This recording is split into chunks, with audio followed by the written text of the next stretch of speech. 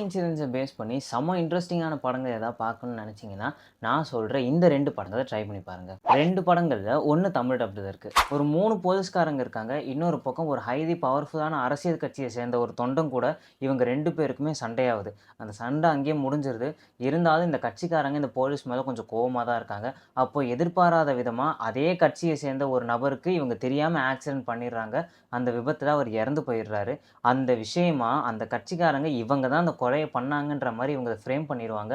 கடைசில இந்த 3 போலீஸும் இதுலருந்து வெளிய வந்தாங்களா இல்லையான்றது தான் படத்தோடைய கதை. படத்தோடைய பேர் நாயட்டு. ஆக்சுவலா இந்த விஷயம் வந்து 2011 எர்ணாகுளத்துல கேரளால நடந்திருக்கு.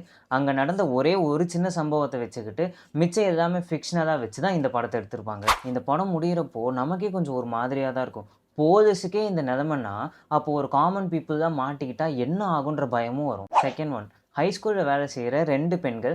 அவங்க வந்து அந்த கிராமத்துல ஒரு சென்சஸ் எடுக்கணுன்றதுக்காக ஒரு வீடா போய் எல்லா டீட்டெயில்ஸையும் கலெக்ட் பண்ணிக்கிட்டு இருக்கிறப்போ, ஊர விட்டு கொஞ்சம் ஒதுக்குப்புறமா இருக்கக்கூடிய ஒரு வீட்ட பார்க்குறாங்க.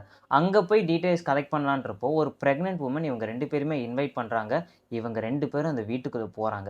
அதுக்கப்புறமா என்ன ஆச்சுன்றது தான் படத்தோடைய கதை. படத்தோடைய பேர் வெல்கம் ஹோம். இந்த படம் கொடூரத்தின் உச்சமா இருக்கும். இந்த படத்த நீங்க பார்த்து முடிக்கிறப்போ, ஒரு மாரி டெர்ரிஃபைடா ஃபீல் பண்ணுவீங்க. இந்த விஷயம் உண்மையிலேயே நாக்பூர்ல, மகாராஷ்டிரால நடந்திருக்கு. இந்த 2 படங்கள்ல வெல்கம் ஹோம் மட்டும் தமிழ்ல இருக்கு. ஸோ நீங்க ஃப்ரீயா இருந்தீங்கன்னா, அந்த படத்த ஒரு வாட்டி ட்ரை பண்ணி பாருங்க.